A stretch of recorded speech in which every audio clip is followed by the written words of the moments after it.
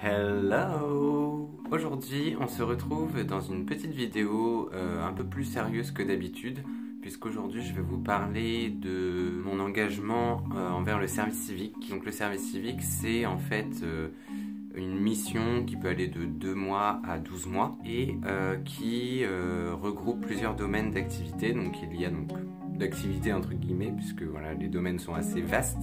Donc il y a la solidarité, l'environnement, l'éducation, il y a plein de trucs, je vous mettrai le lien en barre d'infos. Ce sont des missions qui sont accessibles aux jeunes entre 16 et 25 ans et 30 ans pour les jeunes en situation de handicap. Toutes sortes de structures peuvent accueillir des services civiques du moment que ça rentre dans les clous en fait entre guillemets du domaine d'activité présenté par le site du service civique. Je sais pas si c'est bien clair, mais bon, c'est pas grave. Et donc, j'ai décidé de faire ce service civique pour en fait faire une petite année, une sorte d'année sabbatique pendant mes études, parce que je voulais réfléchir à ce que je voulais faire. Peut-être une reconversion professionnelle ou scolaire. Ça peut renflouer les caisses parce que j'étais un peu à la dèche. C'est un peu moins de 600 € par mois pour un contrat qui va de 20 heures à 30 heures normalement. Moi j'ai choisi le domaine d'activité solidarité parce que je voulais en fait que cette mission soit un peu une continuité de mon stage en fait au Togo, et donc l'aide à la personne entre guillemets, et donc j'ai trouvé le service civique qui me correspondait. Et en fait c'est l'aide aux sans-abri, du coup l'aide entre gros guillemets, puisque je les accompagne pas au quotidien. Je fais pas comme le SAMU social par exemple. Donc moi j'ai trouvé l'association L'Escale qui se trouve à La Rochelle. C'est une structure qui est assez ample, qui est assez vaste. Et donc ils ont des branches dans les Deux-Sèvres et en Charente-Maritime. Et donc cette association, elle a été créée dans la fin des années 50 et ça avait pour but d'accueillir des hommes en situation précaire pour qu'ils se réinsèrent dans la société. Et au fil du temps, il y a plusieurs services qui se sont construits et donc on peut y retrouver donc le CHRS, donc le Centre d'hébergement et de réinsertion sociale. Donc c'est ça en fait le point de départ en fait de l'Escale. Ensuite on a eu l'accueil temporaire, donc ça c'est pour les femmes avec enfants ou les femmes seules qui sont en situation d'urgence. Les femmes battues, les femmes du coup à la rue. On trouve ensuite l'accueil de jour et l'accueil de nuit, donc qui sont en fait la Mahut. C'est une structure en fait qui accueille les sans-abri. Donc l'accueil de jour c'est pour la journée, du coup ils peuvent boire un café, laver du linge, laisser leurs affaires dans des casiers pour naviguer, pour faire les procédures, etc. Et l'accueil de nuit qui accueille en fait les sans-abri pour une période de 7 jours. Il y a une trentaine de places il me semble. Cette période peut être renouvelée si la personne s'est bien comportée, s'il n'y a pas eu de soucis avec cette personne. Après nous avons donc le CADA, donc, qui est le centre d'accueil pour les demandeurs d'asile, donc pour les migrants en fait. Il y en a un peu partout en France, je sais qu'il y en a un à Angoulême aussi, il y en a à Paris. Ce centre en fait aide les réfugiés et les migrants à faire leurs papiers en fait, pour avoir une situation régulière en France, à être hébergé par la suite, à avoir un appartement, à s'insérer dans la société, faire des formations, etc. Ensuite, nous avons aussi donc l'Abrimi, donc qui est en fait l'accueil des jeunes mineurs, migrants.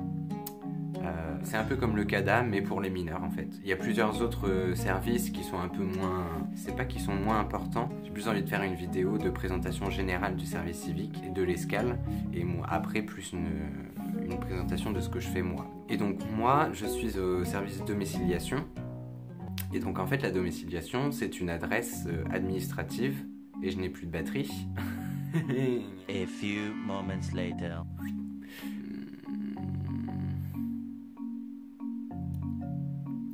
Donc moi je suis au service domiciliation. En fait la domiciliation c'est une adresse administrative pour les personnes pour les sans-abri en fait, pour les personnes qui n'ont pas d'adresse fixe ou d'adresse... Oh, putain. Allez. Ça fait comme une adresse en fait fixe, comme une adresse, comme si les gens avaient un appartement, une maison. Et donc nous on reçoit le courrier des personnes et on leur donne tout simplement. Donc il y a des entretiens pour savoir si les personnes ont bien besoin de cette adresse. Voilà. Donc Nous, notre rôle, c'est vraiment de donner le courrier aux personnes, de le trier, voilà, faire un peu comme la poste, sauf que en fait, on donne le courrier en main propre. C'est très important d'avoir le contact facile avec les gens, en fait, comprendre leur situation, d'être pas compatissant, mais d'être à l'écoute de ces personnes. À côté de la domiciliation, moi je fais écrivain public dans la même, pour ma mission aussi. Le rôle d'un écrivain public, c'est d'aider les gens en fait à faire leurs démarches, à faire les papiers. Donc ça peut être un courrier personnel, un courrier administratif, ça peut être une déclaration d'impôt, ça peut être la déclaration trimestrielle pour la CAF par exemple, pour le RSA. J'ai beaucoup fait de CV, des courriers administratifs, j'en ai fait. Dernièrement j'ai fait une demande d'extrait d'acte de naissance. Donc je fais un petit peu de tout en fait et j'aide les personnes à faire leurs démarches en fait. Pas pour tout, puisqu'il y a certaines démarches qui sont un peu out of reach, qui sont un peu plus compliquées et que moi je ne maîtrise pas. Donc je préfère orienter les gens vers un service qui est plus à même de les guider plutôt que de faire des conneries avec les papiers. Si je fais une connerie, ça retombe sur moi et sur ma collègue. Donc non, je préfère pas. Voilà. Donc je fais un petit peu de tout en tant qu'écrivain public. Moi j'aime bien le contact avec les gens. Je suis très à l'écoute, donc ça c'est une de mes qualités, être très à l'écoute. Et donc je pense que c'est très important de l'avoir quand on fait ce métier-là. La domiciliation a pris de l'ampleur il y a quelques années. En fait, d'après ce que m'a dit ma collègue en tout cas, on est à plus de 700 domiciliés et c'est énorme. C'est presque désolant puisque les gens du coup sont obligés de prendre une adresse chez nous tellement ils n'y arrivent pas en fait au quotidien avec leurs revenus précaires entre guillemets, et même pas entre guillemets puisque de toute manière le RSA c'est un revenu précaire.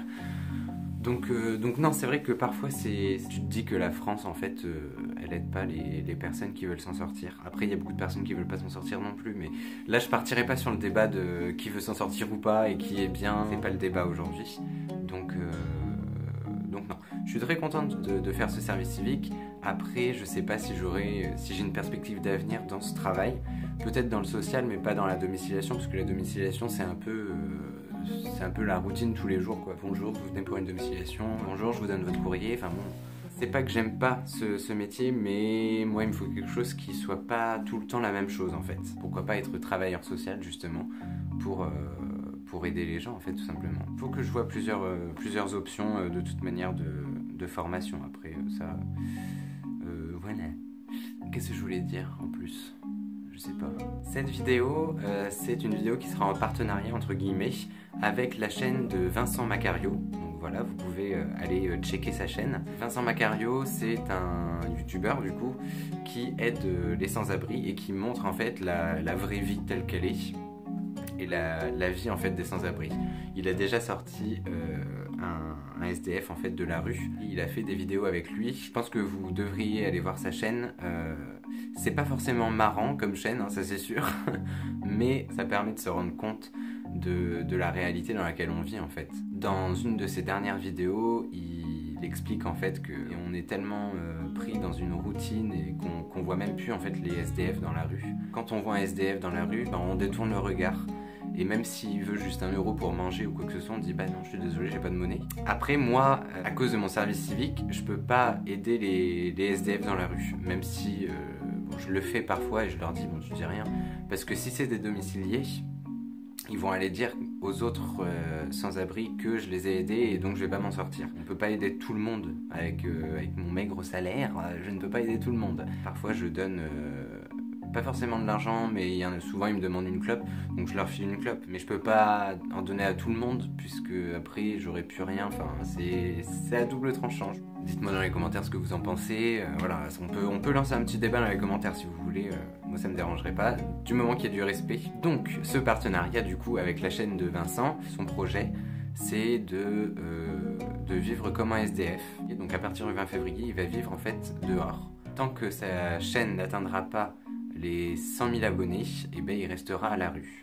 Je vous mets le lien en barre d'infos de la vidéo du pitch en fait de ce projet. Donc je trouve que c'est un projet vraiment novateur et qui demande du courage. Je sais pas si je pourrais le faire personnellement, parce que je pense qu'on a tellement des conditions de facilité quand on est chez nous, je pense que j'aurais vraiment du mal. Donc après, Vincent, du coup, il va vraiment voir les réactions des piétons, des gens dans la rue, comment ils réagissent face à un SDF qui demande de l'argent pour manger, pour vivre, tout simplement. Donc voilà, donc n'hésitez pas à aller faire un tour sur sa chaîne, c'est un peu une chaîne coup de gueule en fait. Il nous montre ce qu'on ne veut pas voir en fait. Surtout, n'hésitez pas à partager ma vidéo ainsi que les siennes, surtout son pitch, pour que les gens puissent s'abonner, puissent réagir du coup à ces vidéos. Donc il y aura une vidéo par jour il me semble pour montrer en fait ce qui se passe dans la rue quand on est SDF. Donc voilà, n'hésitez pas à réagir, à commenter, partager, à liker ces vidéos. Je le suivrai aussi, je suivrai ses périples aussi. On verra bien ce qu'il en est, voilà. Donc voilà, c'est tout pour aujourd'hui. Si vous voulez d'autres précisions par rapport au service civique, n'hésitez pas à me les demander en commentaire. N'hésitez pas à vous abonner, c'est aussi simple que bonjour. Sur ce, lundi. Bye.